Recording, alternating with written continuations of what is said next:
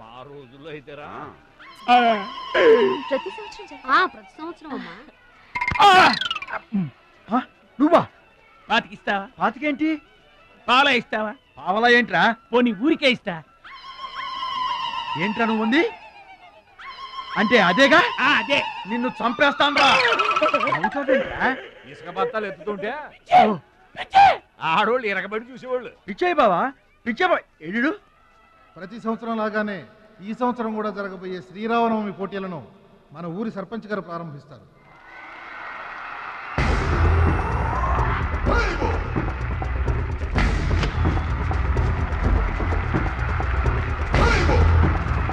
బాబాయ్ ఏంటి తోసుకుంటూ వస్తున్నావు? మా బాబాయ్ గెలడం నేను చూడాలిగా.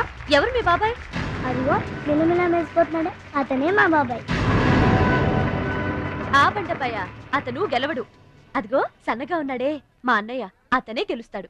గాజ్ బెంక్ లో ఉన్నాడు, వాడేం గెలుస్తాడు? మా బాబాయే గెలుస్తాడు. లేదు, మా అన్నయ్య గెలుస్తాడు. మా బాబాయే గెలుస్తాడు. మా అన్నయ్య గెలుస్తాడు. అలాగా? మీ అన్నయ్య గెలుస్తాడా? సరే. ఎక్కడికి? దేవుడికి దండం పెట్టుకోవాలని. ఏమని? ఈసారి మళ్ళీ మీరు పడవెక్కినప్పుడు దానికి చిల్లు పడి మీరందరు గోదావరిలో మునిపోవాలి. అమ్మో, ఇలా కూడా దండం పెట్టుకుంటారా? మీ బాబాయ్ గెలుస్తాడు కానీ అలాంటి దండాలు పెట్టుకోవద్దు నువ్వు. సరే, మా బాబాయ్ గెలవాలని దండం పెట్టుకో. సరే.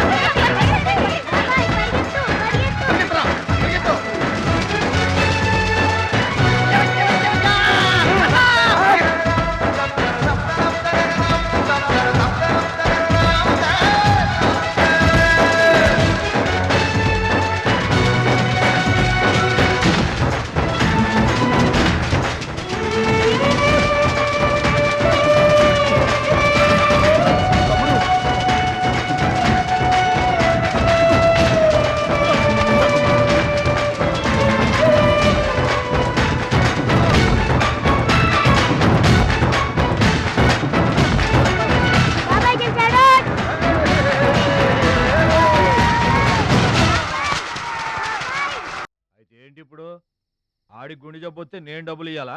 మీరిచ్చేదే ఉంది బాబాయ్, మా పొలం ఉంది కదా, అది అమ్మి. ఆహా, అమ్మి డబ్బు ఒట్టుకుపోదామని వచ్చావన్నమాట. మా తల్లే, వాటాలు పంచేయటానికి మీ 5 పూచి పుల్ల కూడా లేదు ఇక్కడ.